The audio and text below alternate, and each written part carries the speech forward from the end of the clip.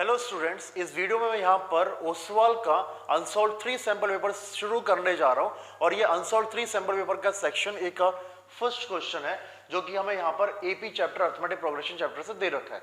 तो ये क्वेश्चन क्या है, यहाँ पे इन्होंने दो अर्थमेटिक प्रोग्रेशंस ली हैं, दो एपी ली हैं और उन दोनों एपीज की जो एन टर्म्स हैं उसका सम निकाल के रेशियो यहाँ पे दे रखा है। रेशियो है 7n+1 और 4n+27, मतलब कि दो अर्थमेटिक प्रोग्रेशंस की एन टर्म्स ली, उनका सम निकाला और सम का जो रेशियो है वो 7n+1 और 4n+27 दे रखा है। हमें यहाँ पे ये दोनों अर्थमेटिक प्रोग्रेशंस की जो 9th टर्म होगी उसका हमें यहाँ पर रेशियो निकालना है। ठीक है, तो यहाँ पर शुरू करते हैं, जो गिवन है उसी से। और यहाँ पे क्या करेंगे कि जैसे हमें दे रखा है कि दो डिफरेंट अर्थमेटिक प्रोग्रेशंस है, इसलिए फर्स्ट अर्थमेटिक प्रोग्रेशन के लिए जो फर्स्ट टर्म होगी वो स्मॉल ए और जो कॉमन डिफरेंस होगा वो डी रहेगा, स्मॉल डी। और जो सेकंड अर्थमेटिक प्रोग्रेशन होगी उसका जो फर्स्ट टर्म होगा वो होगा कैपिटल ए और कॉमन डिफरेंस होगा कैपिटल डी। और इस तरीके से मैं यहाँ पे दोनों अर्थमेटिक प्रोग्रेशंस की एन टर्म्स का सम निकालने के लिए जो एपी में हमें फॉर्मूला दे रखा है सम का, वो यहाँ पे यूज करने जा रहा हूँ। तो वो रहेगा n/2 2a + n-1 d। तो ये हो गया फर्स्ट अर्थमेटिक प्रोग्रेशन की एन टर्म्स का सम। इसके बाद सेकंड अर्थमेटिक प्रोग्रेशन होगी n/2 2a + n-1 d। तो यहाँ पे मैंने क्या किया, सम का फॉर्मूला यहाँ पे लिख दिया दोनों अर्थमेटिक प्रोग्रेशन के एन टर्म्स का सम फाइंड करने के लिए। और इसके बाद जैसे कि मैं दे रखा है कि ये एन टर्म्स का जो सम है उसका रेशियो क्वेश्चन में दे रखा है 7n+1 और 4n/27। तो इस तरीके से ये हो जाएगा equals to 7n+1 upon 4n+27। अब इसके बाद यहाँ पे सबसे पहले ये n/2 तो हम डायरेक्टली कैंसिल कर सकते हैं। ठीक है, तो हमारे पास इस तरीके से यहाँ पे क्या बचने वाला है, 2a + n-1 d upon 2a + n-1 capital D equals to 7n+1 upon 4n+27। अब इसके बाद यहाँ पे हमें क्या करना है, इन दोनों अर्थमेटिक प्रोग्रेशंस की 9th टर्म का यहाँ पे सम रेशियो निकालना है। तो क्योंकि यहाँ पे हमें यहाँ पे 9th टर्म का रेशियो निकालना है दोनों अर्थमेटिक प्रोग्रेशन की, मतलब हमें स्मॉल a9 और कैपिटल A9 निकालना है। तो इसके लिए मैं यहाँ पे क्या करने जा रहा हूँ, n की वैल्यू यहाँ पे मैं पुट करने जा रहा हूँ 17। तो इसी इक्वेशन में मैं n की वैल्यू यहाँ पे पुट करूंगा 17 और उसके बाद हमें यहाँ पे आंसर मिलेगा। तो n की वैल्यू जैसे मैं यहाँ पे पुट करने जा रहा हूँ 17, तो 2a + 17-1 d upon 2a + 17-1 capital D equals to, यहाँ पर भी n की जगह 7 आ जाएगा, 17 आ जाएगा। तो 7 × 17 + 1 अपॉन 4 × 17 + 27। तो इस पूरे में मैंने n की जगह पे क्या है 17 पुट कर दिया। इसको आगे सॉल्व करते हैं। तो ये आगे सॉल्व करने पे हो जाएगा 2a + 17-1 16d upon 2a + 16 capital D equals to 17 × 7 7 7 49 119 + 1 upon 17 4 68 + 27। अब इसके बाद यहाँ पे मैं इन दोनों टर्म से 2 कॉमन ले सकता हूँ, सेम काम मैं यहाँ पे डिनोमिनेटर में भी कर सकता हूँ। तो जैसे कि मैं यहाँ पर इन दोनों में से 2 कॉमन ले रहा हूँ, तो 2 कॉमन लेने पे यहाँ पे आ जाएगा हमारे पास 2 कॉमन, तो a + 16d है तो ये हो जाएगा 8d। और सेम रहेगा डिनोमिनेटर में a + 8 कैपिटल A आएगा, so a + capital 8d equals to, और ये हो जाएगा 119 + 1 120 अपॉन, और ये 68 + 27 8 + 7 15 6 2 8 9। अब इसके बाद यहाँ पे ये 2 से 2 कैंसिल हो जाएगा, a + 8d, तो a + 8d होगा आपका a9, तो ये हमारी होगी 9th टर्म। ऐसे ही a + 8d हो जाएगा a9 इक्वल्स टू 120 अपॉन 95। अब क्योंकि हमें क्या करना है, रेशियो निकालना है 9th टर्म का, तो ये जो हमारे पास 120 अपॉन 95 है इसको करना पड़ेगा सिंपलेस्ट फॉर्म में कन्वर्ट। दोनों 5 के मल्टीपल है, तो 5 × 2 = 10 5 4 = 20 और 19। तो यहाँ पे हमारे पास आ रहा है a9 upon a9 equals to 24/19।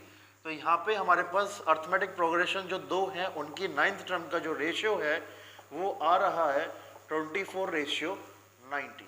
Okay, तो स्टूडेंट्स ये हमारा आंसर है और ये था सॉल्यूशन क्वेश्चन नंबर 1 का। अब चलते हैं नेक्स्ट क्वेश्चन पर। ओके स्टूडेंट्स, तो ये है नेक्स्ट क्वेश्चन और ये जो नेक्स्ट क्वेश्चन है ये प्रीवियस के साथ इंटरनल चॉइस में है। प्रीवियस वाले से बहुत ही ज्यादा ये सिंपल है। यहाँ पे हमें क्या करना है, सम निकालना है ऑड नंबर्स का जो कि 0 से लेके 50 तक आएंगे। तो 0 से लेके 50 तक हमें यहाँ पे कुछ ऑड नंबर्स मिलेंगे। ओके, जैसे कि 1, 3, 5, 7, तो ये क्या ऑड नंबर्स है। जैसे 0 से लेके 50 तक हमें यहाँ पे कुछ ऑड नंबर्स मिलेंगे। उन सभी ऑड नंबर्स का हमें यहाँ पे क्या करना है, यहाँ पे हमें सम निकालना है। ओके, तो सबसे पहले मैं यहाँ पे इस क्वेश्चन के अकॉर्डिंग एक अर्थमेटिक प्रोग्रेशन फॉर्म कर देता हूँ। तो यहाँ पे जैसे कि हमें 0 से लेके 50 तक ऑड नंबर्स चाहिए, तो यहाँ पे हमारी अर्थमेटिक प्रोग्रेशन होगी 1, 3, 5, 7 और इस तरीके से इस अर्थमेटिक प्रोग्रेशन की जो लास्ट टर्म होगी वो होगी 49, क्योंकि 0 से लेके 50 तक 49 जो है वो लास्ट ऑड नंबर है।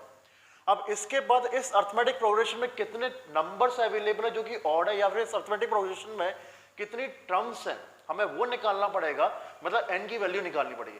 तो n की वैल्यू मैं यहाँ पे सबसे पहले निकालता हूँ। तो इसके लिए जो an होगा वो रहेगा 49, a जो होगा वो रहेगा 1 और d होगा 3 - 1 = 2। तो ये वैल्यूज का यूज करके यहाँ पे मैं इस अर्थमेटिक प्रोग्रेशन में कितनी टर्म्स है वो फाइंड करता हूँ। तो an = a + n - 1 d। an की वैल्यू है 49 = a value 1 + n - 1 common difference 2, 49 - 1 = n - 1 2, so 48 = n - 1 2, n - 1 = 48/2, ये हो जाएगा 24।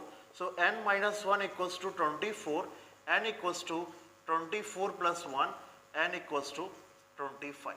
ओके, तो यहाँ पे इससे हमें ये पता चल रहा है कि इस अर्थमेटिक प्रोग्रेशन में 25 ऑड नंबर्स है।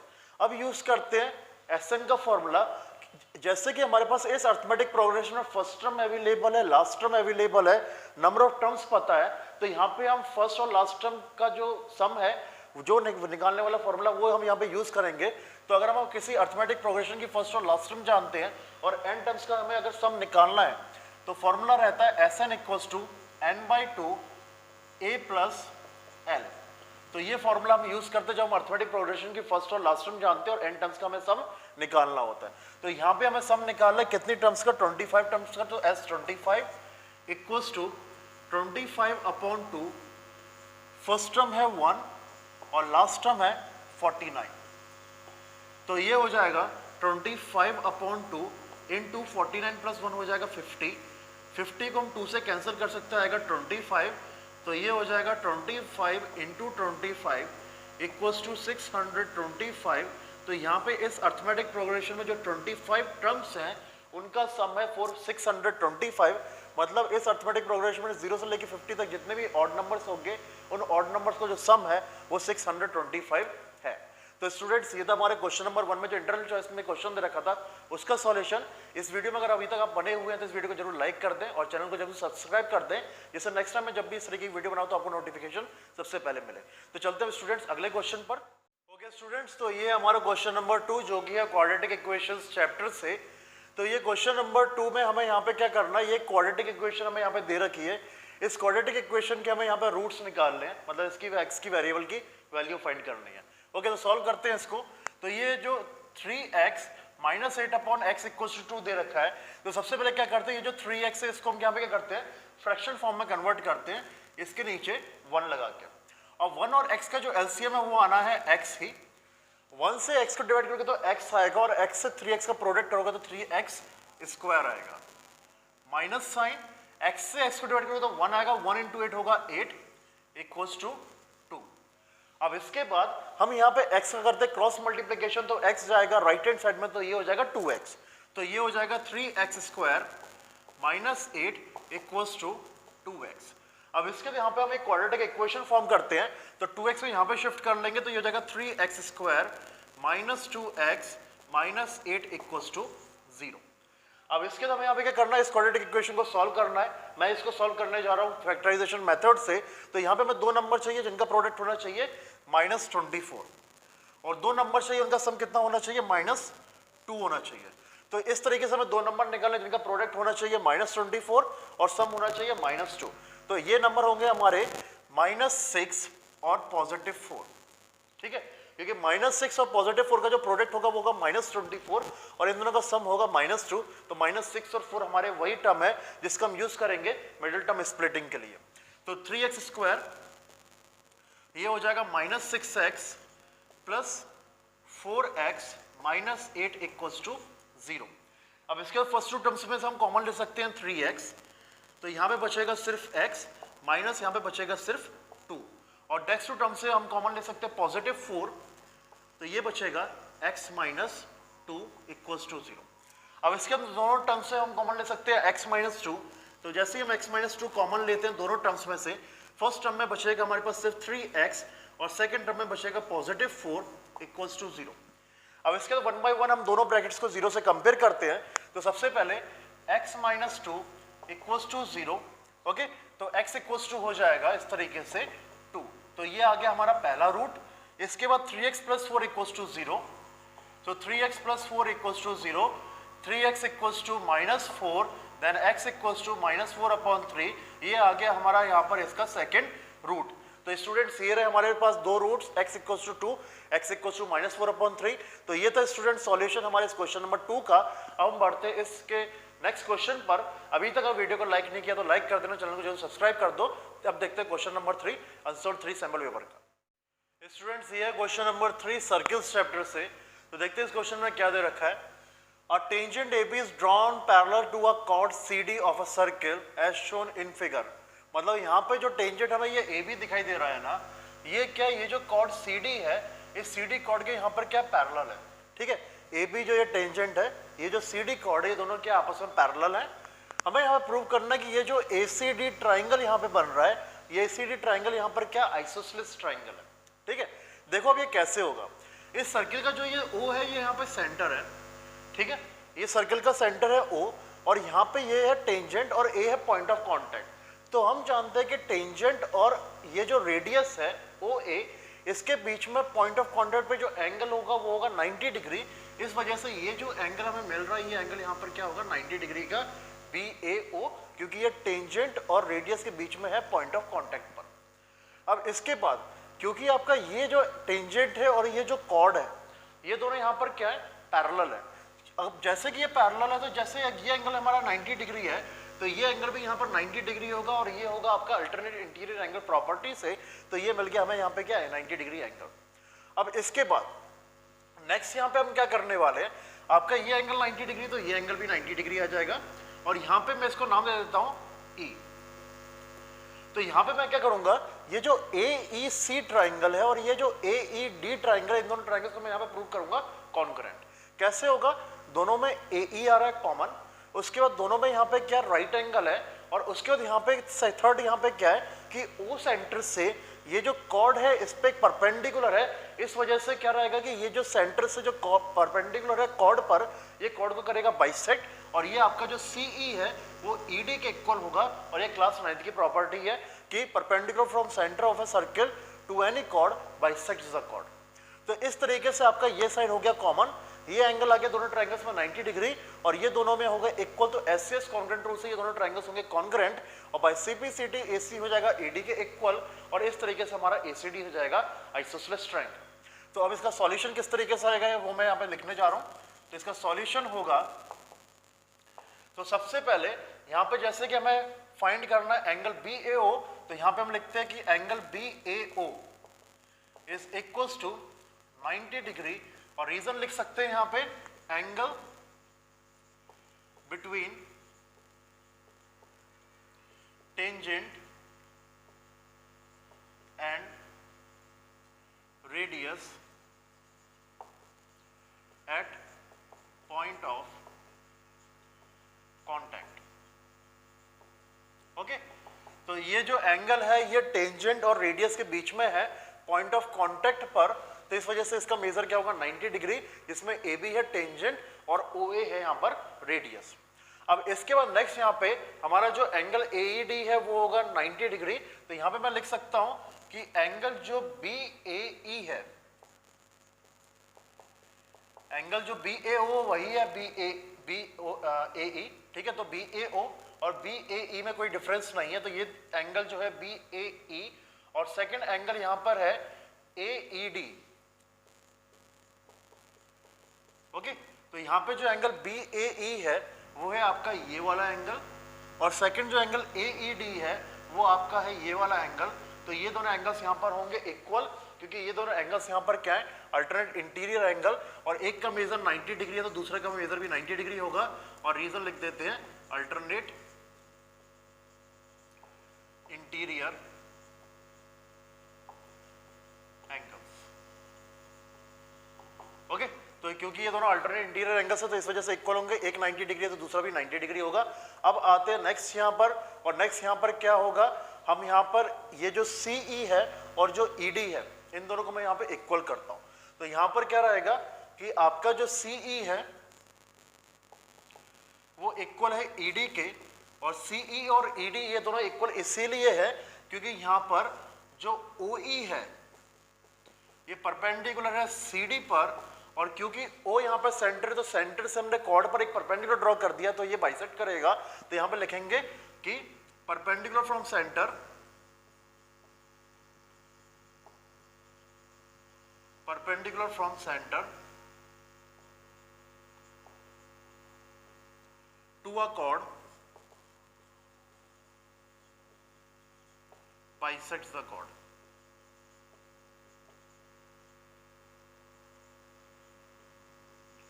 Okay, perpendicular from centre to a chord bisects the chord. तो इस वजह से क्या होगा, CE और ED यहाँ पे इक्वल हो गए।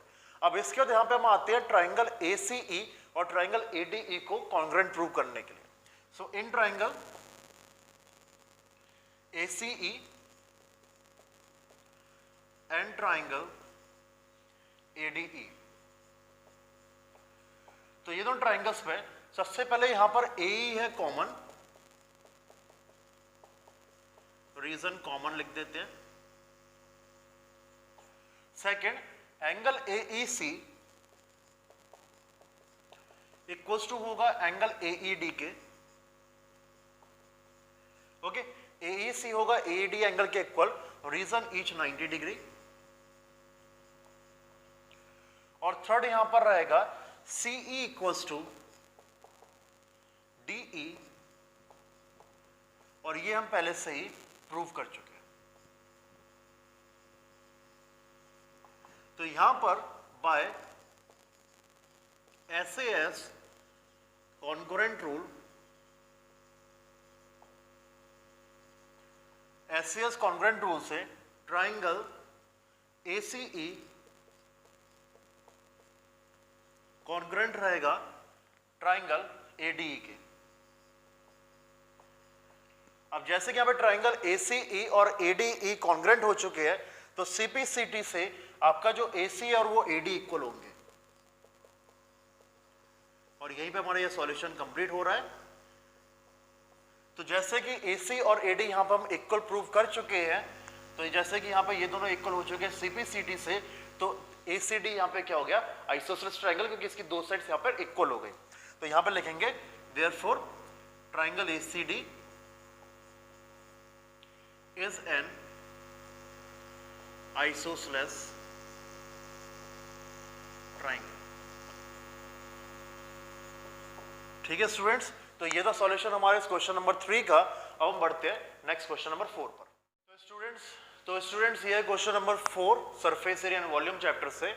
अ sphere of maximum volume is cut out from a solid hemisphere of radius 12 centimetre.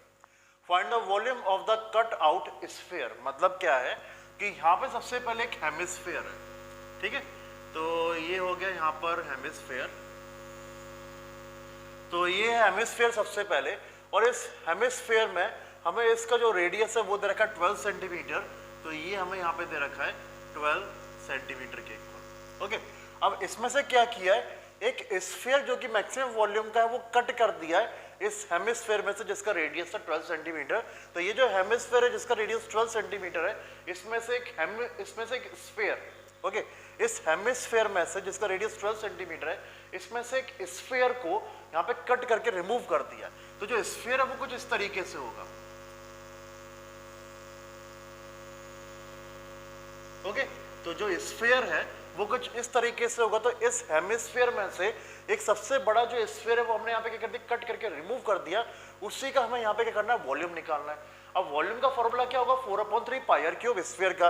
हमें सिर्फ क्या चाहिए, इसका रेडियस चाहिए। अब रेडियस कैसे होगा, जैसे कि इस हेमिस्फीयर में हमें इसका रेडियस 12 दे रखा है, तो ये भी कितना रहेगा, 12 रहेगा, ओके। तो ये जो हेमिस्फीयर इसका रेडियस हमें 12 दे रखा था, तो यहाँ पे क्या है कि ये जो रेडियस है हेमिस्फीयर का, ये इस स्फीयर का क्या डायमीटर है।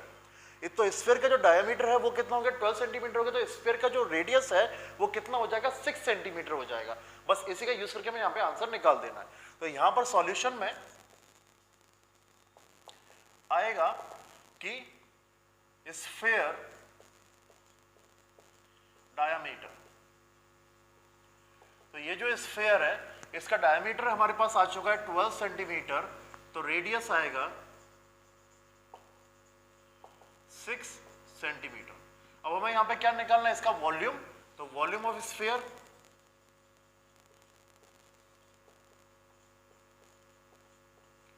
वॉल्यूम ऑफ स्फीयर का फॉर्मूला होता है 4/3 पाई आर क्यूब। 4/3 पाई की वैल्यू 22/7, रेडियस हमारे पास है 6, तो 6 इंटू 6 इंटू 6।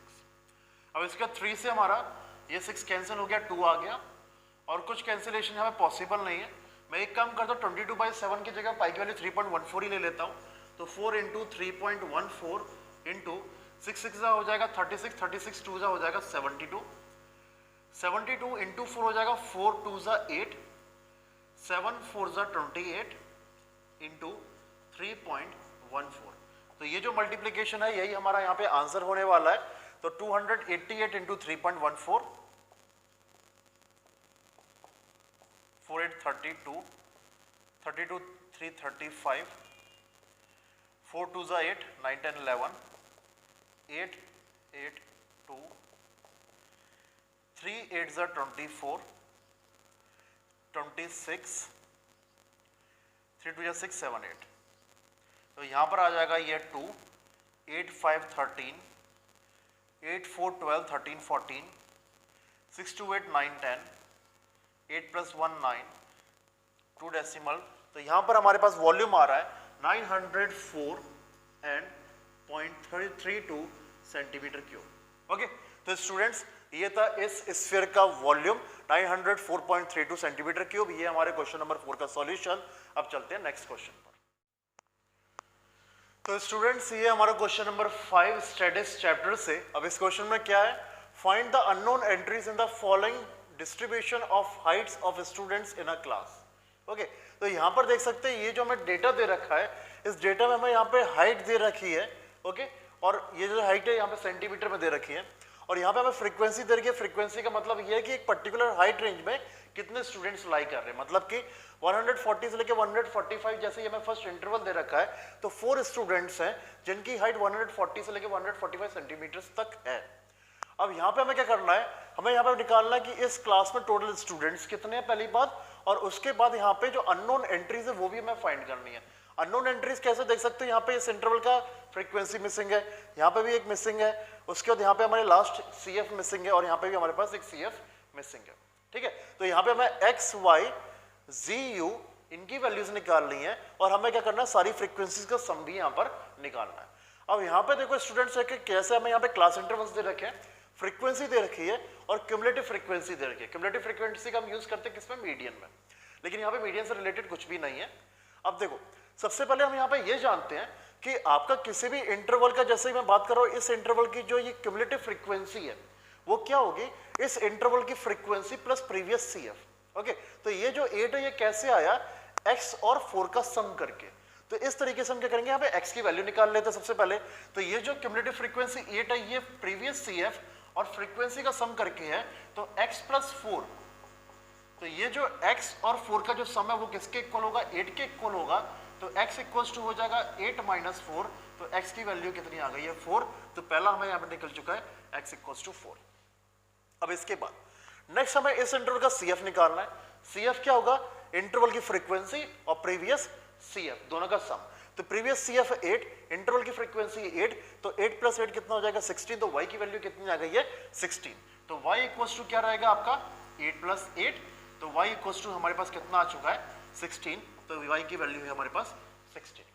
अब इसके बाद नेक्स्ट हमें निकालना है z। अब z कैसे निकलेगा, z और 16 का जो सम है वो किसके इक्वल होगा 26 के इक्वल, क्योंकि ये जो CF है ये फ्रीक्वेंसी और प्रीवियस CF के सम के इक्वल होगा। तो 26 जो है ये z प्लस 16 के इक्वल होगा। इस तरीके से हम z की वैल्यू यहाँ पर निकालेंगे। तो z प्लस 16, तो z प्लस 16 इक्वल्स टू 26, तो z इक्वल्स टू 26 माइनस 16, तो z इक्वल्स टू 26 माइनस 16 होगा आपका 10। तो z की वैल्यू हम निकाल चुके हैं यहाँ पर 10। अब इसके लास्ट हमें निकालनी है u की वैल्यू। तो u क्या होगा, फ्रीक्वेंसी प्लस प्रीवियस CF, तो 4 प्लस 46 इक्वल्स टू होगा u जो कि होगा 50। ओके, तो यहाँ पे इसको सॉल्व भी कर लेते हैं। तो u इक्वल्स टू होगा आपका 4 प्लस प्रीवियस CF है 46, तो u इक्वल्स टू यह हो जाएगा आपका 50। तो u की वैल्यू हमारे पास आ चुकी है 50। तो स्टूडेंट्स ये हमारे पास जो मिसिंग एंट्रीज है उनकी वैल्यूज आ चुकी है x, y, z और u की। और मैं निकालना यहाँ पे कितने हमारे टोटल स्टूडेंट्स हैं। तो देखो ये जो हमारा डेटा दे रखा है इसमें जो CF है क्यूमुलेटिव फ्रीक्वेंसी, जो क्यूमुलेटिव फ्रीक्वेंसी में आपका जो लास्ट जो क्यूमुलेटिव फ्रीक्वेंसी है ना वही फ्रीक्वेंसीज का सम होता है। तो फ्रीक्वेंसीज का जो सम है वो आपका CF जो लास्ट है वही होगा। तो जैसे लास्ट CF यहाँ पे क्या आया 50 आया, तो ये फ्रीक्वेंसी का सम भी कितना होगा 50 ही होगा। तो यहाँ पे हमारे पास कितने स्टूडेंट्स है क्लास में, इस क्लास में टोटल 50 स्टूडेंट्स अवेलेबल है। तो स्टूडेंट्स ये था सॉल्यूशन क्वेश्चन नंबर 5 का। अब हम चलते हैं क्वेश्चन नंबर 6 पर। तो स्टूडेंट्स ये हमारा क्वेश्चन नंबर 6 और ये क्वेश्चन नंबर 6 है क्वाड्रेटिक इक्वेशंस चैप्टर से। तो इस क्वेश्चन में क्या है, find the value of k for the following quadratic equation. तो इस क्वाड्रेटिक इक्वेशन में देख सकते हैं k अवेलेबल है, इस k की हमें वैल्यू निकालनी है। So the roots are equal, roots यहाँ पे क्या है इस क्वाड्रेटिक इक्वेशन के इक्वल है। मतलब जैसे कि हम जानते हैं कि जब भी रूट्स इक्वल होते हैं जो डिस्क्रिमिनेंट d होता है उसकी वैल्यू क्या होती है 0। तो इसी रिलेशन का यूज करके हम यहाँ पे k की वैल्यू को फाइंड करेंगे। तो अब देखते हैं इसका सॉल्यूशन किस तरीके से रहेगा। तो सॉल्यूशन में जैसे कि यहाँ पे हमें दे रखा है एंड में रूट्स आर इक्वल, इसका मतलब क्या होगा d इक्वल्स टू 0। अब d क्या होता है b square minus 4ac equals to 0। अब b रहेगा आपका x का कोफिशिएंट -3k प्लस 1, तो -3k प्लस 1 ये हो गया हमारा पूरा b। तो इसका स्क्वायर -4 इंटू a की वैल्यू x स्क्वायर का कोफिशिएंट है 1 और c हमारा होगा constant term 12k equals to 0। Okay, तो यहाँ पे हमने b स्क्वायर माइनस 4ac में bac की वैल्यूज को पुट कर दिया। अब इसको सॉल्व करते हैं।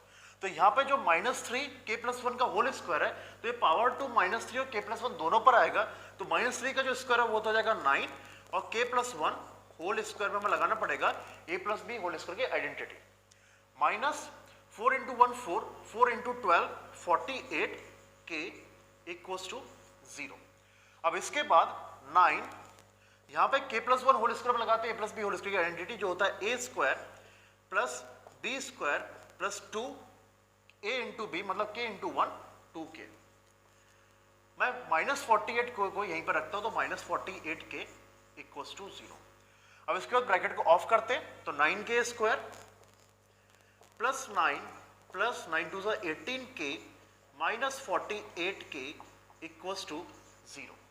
अब इसके बाद यहां पर इसको सॉल्व करते हैं। 18k और -48k लाइक टर्म्स है तो 9k स्क्वायर 18k और -48k हो जाएगा -30k और ये +9 इक्वल्स टू 0। अब मैं एक काम करता हूं 9 30 और जो 9 है ये आपके 3 के मल्टीपल से मैं 3 कॉमन ले लेता हूं। तो 3 कॉमन लेता हूं तो ये हो जाएगा 3k square -10k plus 3 equals to 0। अब इसके बाद 3 को ले जाएंगे राइट हैंड साइड में तो 0.3 हो जाएगा। तो ये रहेगा 3k square -10k plus 3 equals to 0। अब यहां पे हमें इस क्वाड्रेटिक इक्वेशन का करना पड़ेगा फैक्टराइजेशन रूट्स निकालने के लिए, k की वैल्यूज निकालने के लिए। तो यहाँ पर हमें दो नंबर चाहिए जिनका प्रोडक्ट होना चाहिए +9 और दो नंबर का जो सम है वो होना चाहिए -10। ओके, तो इस तरीके से हमें यहाँ पे दो नंबर निकालने हैं। तो वो जो दो नंबर है वो होंगे -9 और -1, क्योंकि -9 और -1 का जो प्रोडक्ट होगा वो होगा +9 और सम होगा -10। तो ये दो नंबर है -9 और -1। तो 3k स्क्वायर -9k -1k +3 = 0। दोनों से 3k कॉमन ले सकते हैं, तो यहाँ पे 3k कॉमन ले लिया तो इससे बचेगा k -3 और इन दोनों से मैं यहाँ पे कॉमन लेता हूँ -1, तो यहाँ पे बचेगा k -3 = 0। अब दोनों से मैं k -3 कॉमन लेता हूँ और यहाँ पे होगा 3k -1 = 0। 1 by 1 दोनों को हम 0 से कंपेयर करते हैं, तो k -3 = 0, तो k की वैल्यू आ गई 3। और दूसरा होगा 3k -1 = 0, तो k = हो जाएगा 1/3। तो ये हमारी दो k की वैल्यूज आ गई हैं, 3 और 1/3। स्टूडेंट्स, ये था हमारा क्वेश्चन नंबर 6 का सॉल्यूशन। अब इस क्वेश्चन नंबर 6 में इंटरनल चॉइस में एक और क्वेश्चन दे रखा है, उसको भी सॉल्व करते हैं। वीडियो में अगर अभी तक हो आप तो इस वीडियो को जरूर लाइक कर दो और चैनल को सब्सक्राइब कर दो, जिससे नेक्स्ट टाइम आपको सबसे पहले नोटिफिकेशन मिले इस तरह की वीडियो का। तो चलते हैं हम नेक्स्ट क्वेश्चन पर। तो स्टूडेंट्स, ये क्वेश्चन नंबर 6 में इंटरनल चॉइस में हमें दे रखा है, the diagonals of a rectangular field is 16 metres more than the shorter side. तो सबसे पहले यहाँ पे बात हो रही है किसके, एक रेक्टेंगुलर फील्ड की। तो एक रेक्टेंगुलर फील्ड में यहाँ पे बना देता हूँ।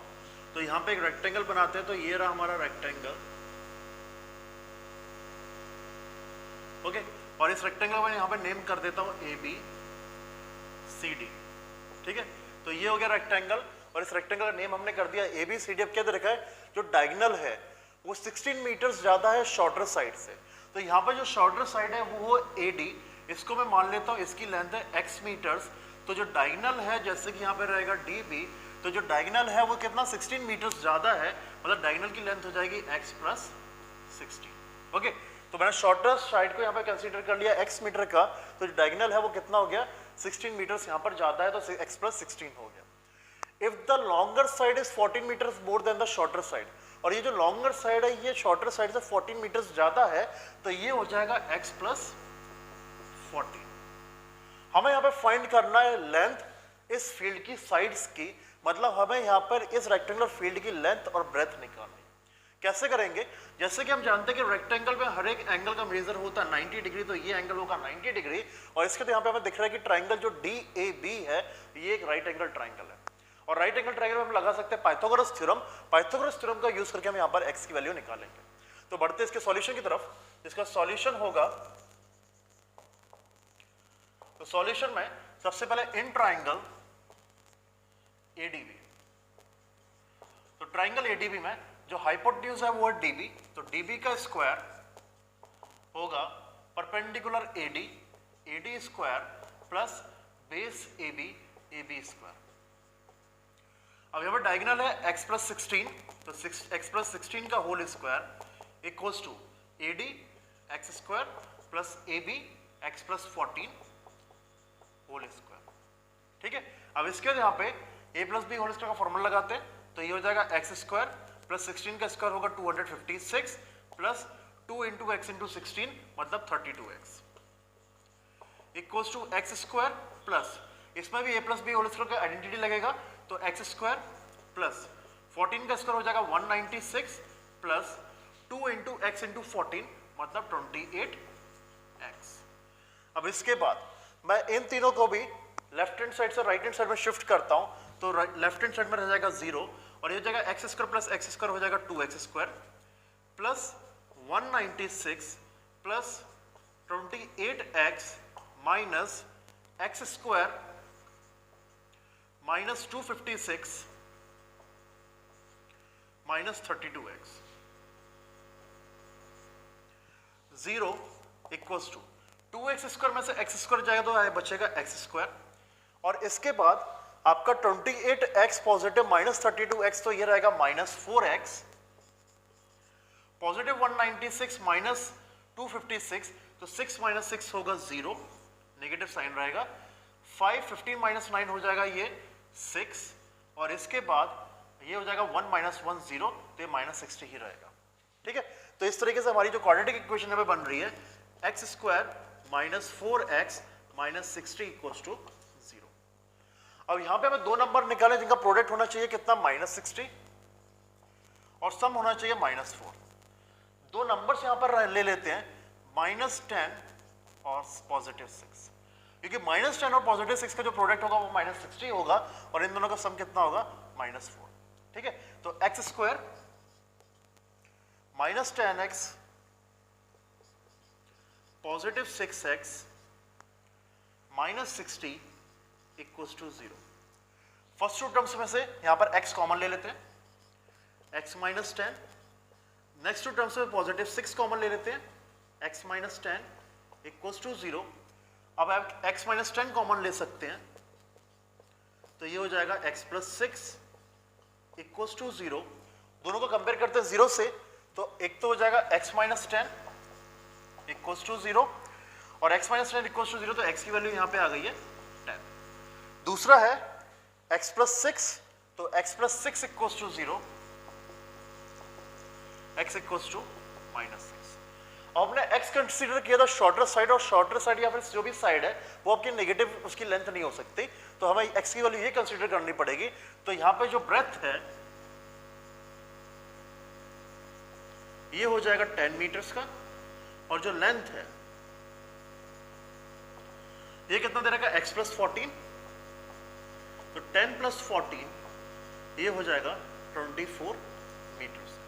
ओके, तो स्टूडेंट्स ये था क्वेश्चन नंबर 6 का यहाँ पर सॉल्यूशन। यहीं पर हमारा जो ओसवाल का जो अनसॉल्व 3 सैंपल पेपर है उसका सेक्शन ए एंड हो रहा है। सेक्शन बी मैं नेक्स्ट वीडियो में कवर करूंगा। अगर वीडियो आपने देखा है, समझ में आया है, तो इस वीडियो को लाइक कर दो और चैनल को जरूर सब्सक्राइब कर दो, जिससे कि हमें भी थोड़ा मोटिवेशन मिले और आप भी जब जैसे मैं नेक्स्ट वीडियो अपलोड करूं तो आपको नोटिफिकेशन सबसे पहले मिले और आप तैयारी अपनी अच्छे से हमारे साथ कर पाए। ओके, तब तक के लिए स्टूडेंट्स हेल्दी रहिए, प्रैक्टिस करते रहिए और अपनी एग्जाम की तैयारी और अच्छे से करते रहिए। Bye everyone and